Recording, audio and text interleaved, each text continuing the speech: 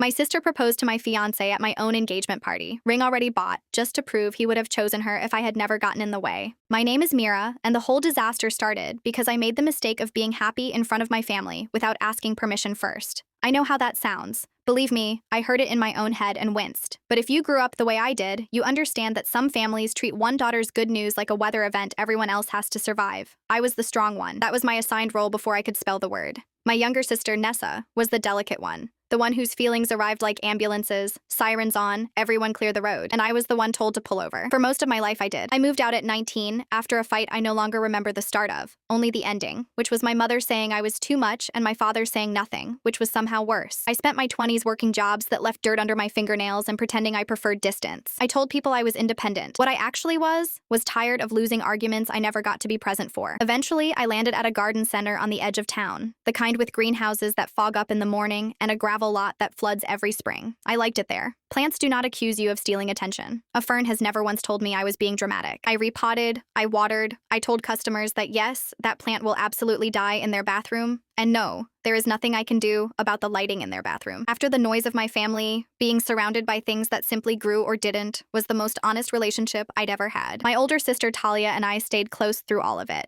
Mostly because she left the house angry too, and understood the particular exhaustion of our childhood. My other sibling, Ren, was the quiet one who survived by never picking a side, which I resented and admired in equal measure. And then there was Nessa, 4 years younger, who had spent her entire life being handed the thing I wanted the moment I wanted it, and being told it was because she needed it more. There was a piano once. I begged for lessons for 2 years, saved my own money, practiced on a cardboard keyboard I drew myself because we couldn't afford a real one. When my parents finally bought a secondhand upright, it went in Nessa's room because she had expressed interest that week, and because, my mother explained, I was more mature and could wait. I waited about 11 years. I'm still technically waiting. So when I tell you my family taught me that my wanting something was itself a reason to give it to someone else, I need you to know it wasn't a metaphor. It was a household policy. I met Rowan at Nessa's birthday, which is the detail that makes this whole thing unbearable, and also the detail my mother would later use like a knife. Rowan was a friend of a friend, an electrician who showed up because someone in his league had double booked him and he had a free Saturday. Nessa had spotted him earlier that month at a mutual thing and decided, in the way she decided most things, that he was already hers in a way that just hadn't been formalized yet. She invited him to her birthday specifically. She told our mother she was basically seeing someone. She had, I later learned, spoken to him exactly twice. But in Nessa's version of events, ownership started at the moment of interest, which is the same logic she used on the piano, on the good bedroom, on the last name she borrowed, and the attention she never returned. I didn't know any of this when I walked into her party, carrying a store-bought cake I had transferred into my own dish, because even then, apparently, I wanted credit I hadn't earned. Some habits you inherit, whether you want them or not. Roan was standing by the drinks, looking like a man who had wandered into the wrong apartment and was too polite to leave. He had this way of holding a cup like it was a small animal he was responsible for. We started talking because I made a comment about the playlist, which was aggressively romantic for a party where half the guests were cousins, and he said, deadpan, yeah, this is normal. This is a totally normal amount of sade for a birthday. I laughed harder than the joke deserved. He noticed. That became a thing about us later. The way he'd say something was totally normal in the exact tone of a man watching a building burn down. We talked for 2 hours by the drinks. Nessa watched. I didn't know she was watching. I thought she was just being Nessa, orbiting the room, collecting compliments. When Roan asked for my number at the end of the night, I gave it to him without a single thought about my sister, because it did not occur to me that a 2-sentence crush constituted a claim. That failure of imagination cost me 3 years. Dating Roan was easy in a way I didn't trust at first. He didn't test me. He didn't turn a disagreement about where to eat into a referendum on whether I respected him. He fixed the wiring in my apartment without needing a parade afterward. He had flaws, of course. He went quiet when things got emotional, retreating into practicality like it was a bunker. He'd say, I'm fine, with the facial expression of a man reading his own eviction notice. But he was kind and steady, and he thought my job was interesting instead of beneath discussion, which after my family felt like being handed water in a desert. About a month in, he told me awkwardly that my sister had seemed to think there was something between them, and that he wanted to be honest before it became a problem. I asked if there had ever been anything. He said no, that they'd talked twice, that he'd never so much as bought her a coffee, and that he'd only come to the party because his schedule cleared. I believed him. I still believe him. I have never once had a reason not to. The problem was never what Roan did. The problem was that in my family, a thing Nessa wanted and didn't get was legally, morally, and emotionally classified as a thing I stole. She didn't explode at first. That was almost worse. For a few weeks, she went cold and vague, telling our mother she was processing, which in Nessa dialect meant assembling a case. Then the story started to change shape. By the time it reached family dinner, it had grown a spine and a grievance. She hadn't just talked to Roan twice, they'd had a connection. He'd led her on, and I apparently had swooped in the second I saw she liked him, because I'd always been like that, hadn't I? My mother nodded along like a woman hearing scripture. When I tried to correct the record, to say gently that Roan and Nessa had exchanged maybe 40 words total before he and I met, my mother put down her fork and gave me the sentence I would hear in various costumes for the next 2 years. You have always been the strong one, Mira. You'll be fine. She's more fragile, as if my having a spine meant I could not also be bleeding. I want to be clear that I loved Roan long before any of this turned into a war. We dated a year before he met most of my family properly, and every time he did, he came home quieter. Not resentful, just recalibrating.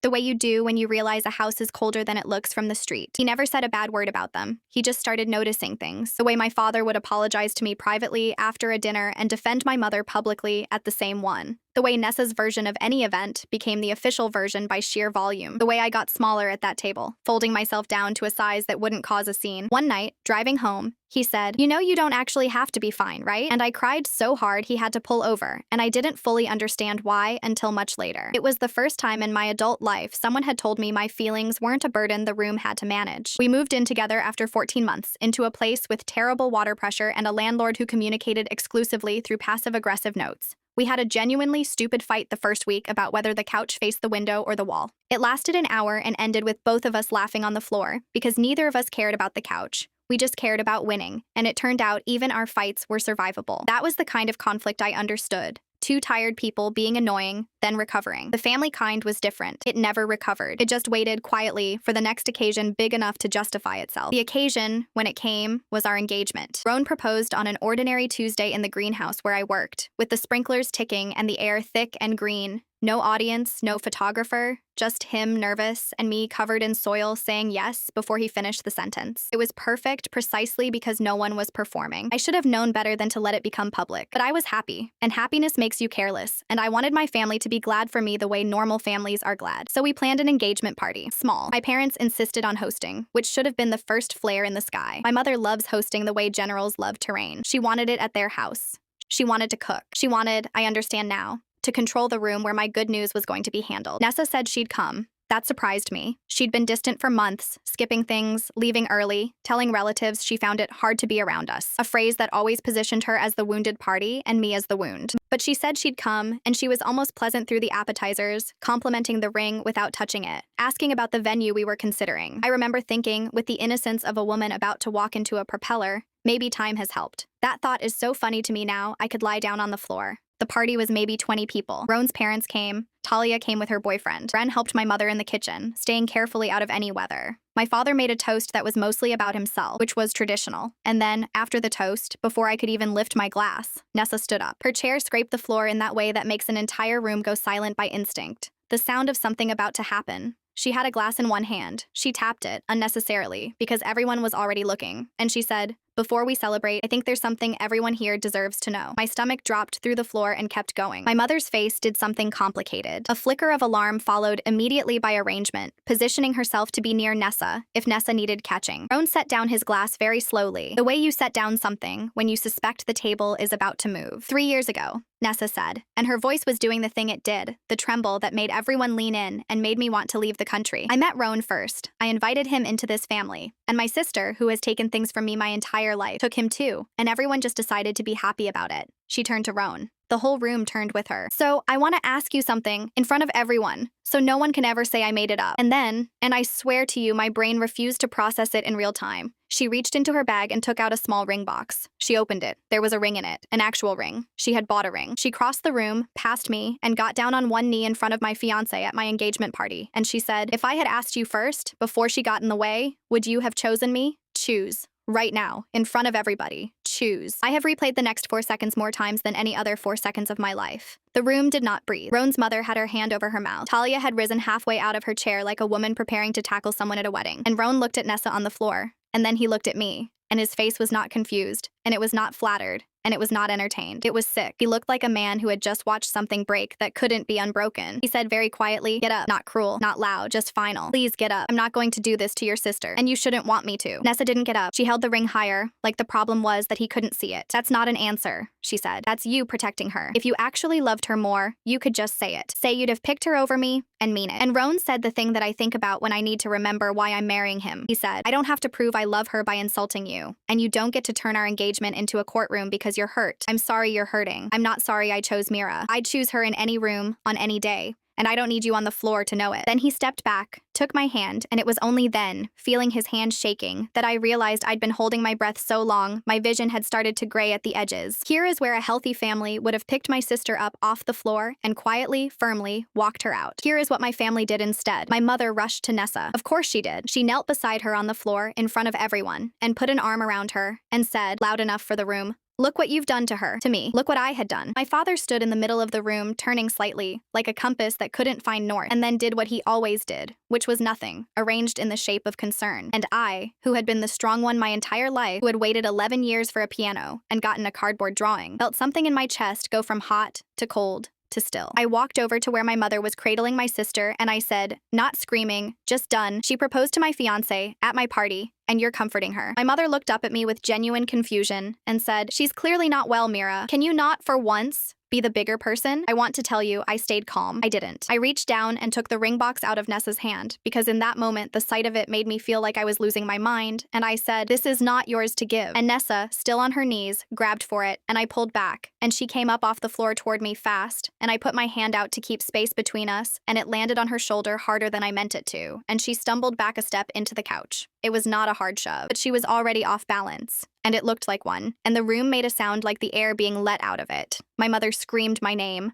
Roan's mother went pale, and I stood there in the ruins of my own engagement party, holding my sister's ring box, having become, in one motion, the villain of a story I had done nothing to write. The rest of the night was a wreck. Roan's parents left within 10 minutes, kindly, quietly, his mother squeezing my hand at the door and saying she was so sorry, which somehow made it worse, because it meant she'd seen the whole thing and understood exactly what my family was. Talia stayed and did damage control by loudly telling anyone who'd listen what had actually happened, which was the only reason the story didn't calcify into Mira attacked her sister by morning. But it calcified into that for the people who mattered. My mother spent the following week on the phone with relatives explaining how worried she was about Nessa, how the pressure of the engagement had brought out something dark, how she just wanted her girls to be close. Not once, in any of those calls, did she mention that Nessa had bought a ring. She simply edited it out, the way she'd edited out every inconvenient fact my whole life, until the version that survived was the one where I was cold, and Nessa was crushed, and Roan was a prize we'd fought over instead of a person who had watched my family perform its favorite play with growing horror. Roan, for his part, said very little that week, which scared me. When he finally talked in the kitchen at midnight, he didn't say what I feared. He said, I need you to hear something, and I need you to not argue with it. That was not normal. What she did was not normal, and what your mother did after was worse. And I am not going to spend the rest of my life pretending it's a personality quirk. I love you. I will marry you in a courthouse tomorrow. But I am not going to keep sitting at that table getting smaller so your mother can stay comfortable. I told him I understood. I mostly did. The part of me that didn't was the part that had been trained since childhood to believe that keeping the peace was the same as keeping the family, and that letting go of one meant losing the other. It took me a long time to learn those were never the same thing. Nessa stopped speaking to me. She told relatives I'd assaulted her. She posted vague things about people who hurt you and rewrite it as your fault, which is a sentence so precisely describing herself that I almost admired the aim. My mother framed the silence as evidence of how deeply I'd wounded her. Talia framed it as emotional blackmail. Ren, as always, framed nothing, and I resented the safety of that neutrality even as I understood it was the only way Ren had ever survived the house. I tried for a while to fix it, because fixing was my role, and I didn't know how to put it down. I sent Nessa a message apologizing for the shove, a real apology, because the shove was real and wrong. She read it, she did not respond. Weeks later, she told our mother my apology wasn't sincere, and my mother relayed this to me as though it were a fact about my heart, rather than a fact about Nessa's need to keep me guilty. We tried, God help us, to have a peace dinner. Talia arranged it, promising to referee. Nessa arrived 40 minutes late and spent the first hour recasting the engagement party as a scene where she'd been vulnerable and I'd gotten violent. When I said, as evenly as I could manage, that she had proposed to my fiancé with a ring she'd purchased, my mother actually said, and I want you to sit with this, we don't know that she planned it. Maybe she had the ring for another reason.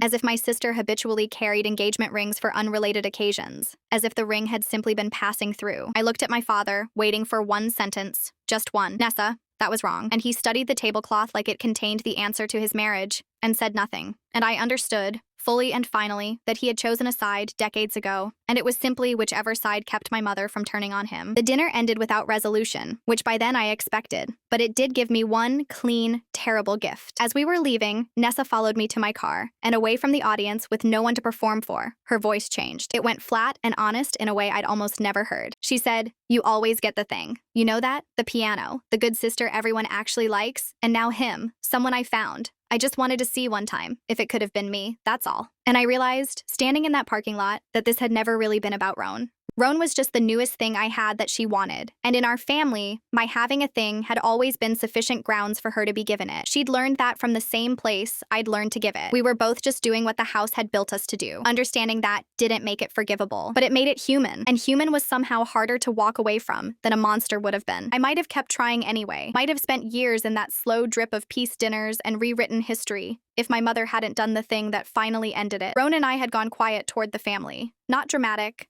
just distant, declining invitations, keeping our own counsel. My mother read this as my fault, as Roan isolating me, a theory she found more comfortable than the alternative, which was that I had simply started to choose myself. So one afternoon, when she believed we were both at work, she went to the office complex where Roan's crew was doing a job. She'd gotten the location from my father, who gave it to her, because he still believed every problem could be solved if everyone just used a softer voice. She waited near the vans at the end of his shift. When Roan came out and saw her, he turned back toward the building, and she followed him. And when he told her he wouldn't talk about me without me present, she stepped in front of him and grabbed his arm. Not a slap, not anything cinematic, just a furious woman gripping a man hard enough to stop him leaving, in front of his co-workers, demanding to know why he was keeping her daughter from her family. A foreman saw it and came over. By the time it was untangled, Roan had a red mark on his forearm and had to explain to his supervisor why his future mother-in-law had come to his job site and put her hands on him. His supervisor was decent about it. His supervisor also made clear that a second incident would become a real problem, the kind that follows a contractor around. When he called me, his voice had that flat quality it got when he was more hurt than he'd allow himself to sound. He wasn't injured. What wrecked him was the humiliation, standing there in front of his crew, being touched by someone who was supposed to become family, having to be professional about it. I drove out and sat with him in the parking lot and looked at the mark on his arm, and I felt something close for good. He said, "I need this to stop, not less, not after the wedding." Stopped. And I knew he was right, and I felt cornered, which was unfair, because he was the one who'd actually been cornered. I called my father. I expected horror. I wanted one sentence. What I got was a sigh and, "What can you do to help your mother calm down?" I genuinely thought I'd misheard. She had gone to his workplace and grabbed him, and my father's first instinct was to ask what I could do to soothe the person who'd done it. I said she had assaulted my fiancé at his job. He said that word would only make things worse.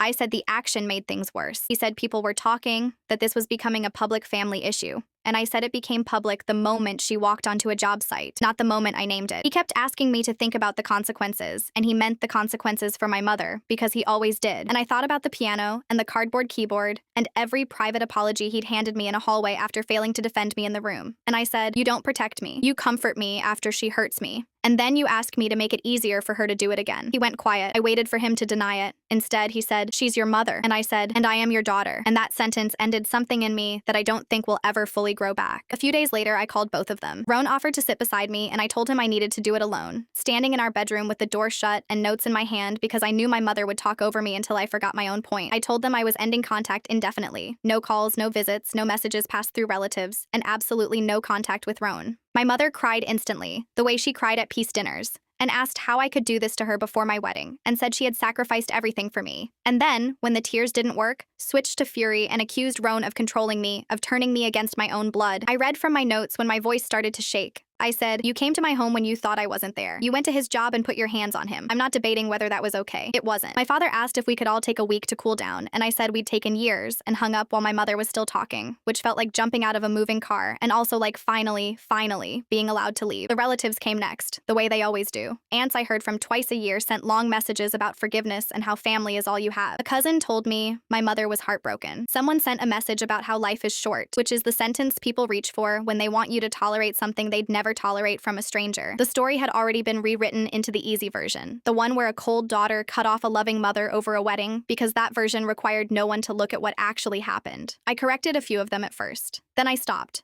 because correcting it was just another way of auditioning for a verdict from people who had already decided, and I was so tired of auditioning. Then Nessa did the thing I never saw coming. She wrote in the family group chat, where everyone could see it, that our mother had gone to Roan's workplace and had no right to do that, and no right to claim she'd done it for her. She wrote that her decision to stay out of the wedding had been hers, and that people needed to stop using her name as the reason to punish me. My mother responded with a wall of furious messages. Nessa answered only once. She wrote, "You weren't protecting me. You were using me. You've always used me. You just usually use me against her." And that, more than anything anyone yelled that entire year, ended the public argument, because it came from the one person the whole campaign had been built to defend. She asked to meet me a week later, outside my building, hands shoved in her coat pockets, looking like a person who hadn't slept. She said, "I let her run with it because part of me liked that she was finally angry at you instead of comparing me to you. I was jealous. I did buy the ring, but I never wanted her showing up at his job. I never wanted any of that." I asked why she hadn't corrected the story sooner. She said, "Because correcting it meant admitting I was wrong too, and I've spent my whole life being the one who gets forgiven, not the one who has to apologize.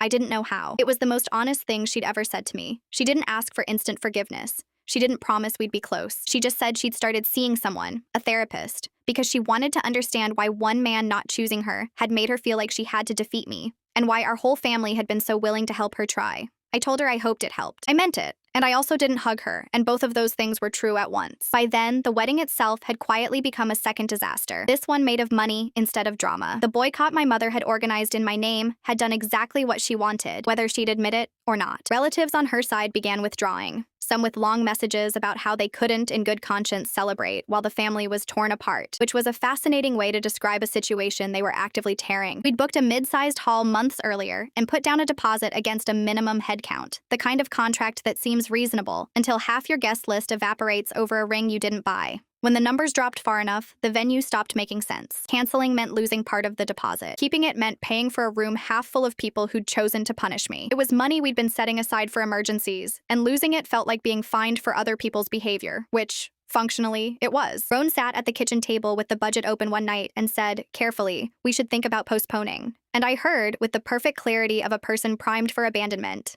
"I don't want to marry you." That is not what he said. It is not close to what he said. But I was raw and humiliated, and quietly terrified that my family had finally worn him down, that he'd looked at the wreckage they made, and decided I came with too much of it attached. "So they win," I said. "This isn't about winning," he said. "It feels like it is," I said. "It feels like they get everything they wanted, and we just fold." He rubbed his eyes and said my name in the tired way, and I stood up so fast the chair scraped, and we were off. We fought for 3 days. Not continuously. We're adults. We went to work and ate tense dinners and slept facing opposite walls, but we kept picking it back up every time one of us breathed with the wrong tone. He said he'd lost confidence that my family would let the ceremony happen without turning it into another scene, and honestly, he wasn't wrong. I accused him of wanting to hide from them. He accused me of treating financial caution like a betrayal. I told him he was shutting down, going into his bunker. He told me I was hearing only the thing I was most afraid of, and he was right about that, which made me angrier, because being seen that clearly when you're trying to hide is its own small violence. On the third night, he put every account statement we had on the table and said,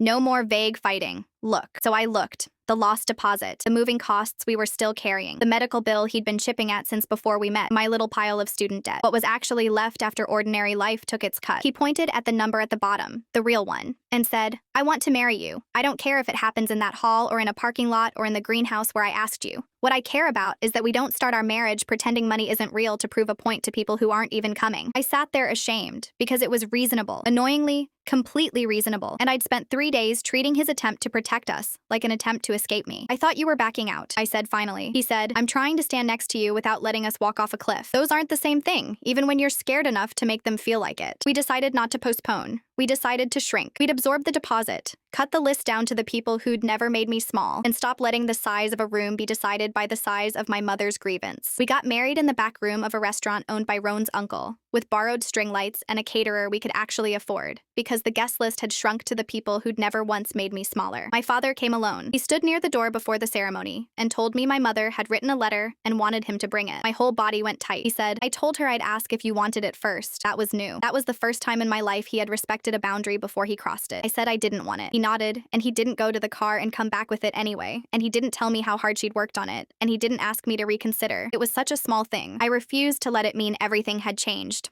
But I noticed it, the way you notice the first warm day after a long winter, not trusting it, just noticing. Nessa didn't come. She sent a short message wishing us happiness and saying no reply was needed, and I read it once and put my phone in a drawer. During the vows, I looked at the front row, and Talia was crying openly, and Ren was holding her hand. Finally, quietly, on a side. My father sat beside them. The space where my mother might have been was obvious, and it did not swallow the room. The music cut out for a few seconds in the middle of the vows, and someone's kid dropped a cup, and the cake leaned slightly to the left the entire evening like it was tired. Nothing dramatic happened. No one stood up, no one knelt on the floor, no one appeared in the doorway with a ring or a grievance. It was imperfect and quiet and completely, blessedly ordinary, and I stood there in a room where no one wanted anything from me that I couldn't afford to give, and I understood that this was the thing I'd been waiting for my whole life, without knowing its name. People ask if I feel guilty that my mother missed my wedding. Of course I do. That's the ugly part no one likes to admit. You can know a boundary is necessary and still grieve it. You can love someone and refuse to let them near you. You can miss the mother you wanted while walking away from the mother you actually have. I feel guilty about the shove, which was real and wrong and mine. I feel embarrassed about how long I kept hoping my father would suddenly become brave if I just explained it perfectly enough. But I stopped being the family's shock absorber. My mother spent my whole life teaching everyone that my pain was manageable and Nessa's pain was an emergency. And I finally stopped agreeing to the math. Sometimes peace looks boring from the outside. Bills on the counter, arguments about the couch, a cake that leans left, a husband who still says everything is totally normal in the voice of a man watching a fire. Except now, when he asks if I'm okay, I actually tell him the truth. After my family, boring feels like the most extravagant thing I have ever been given.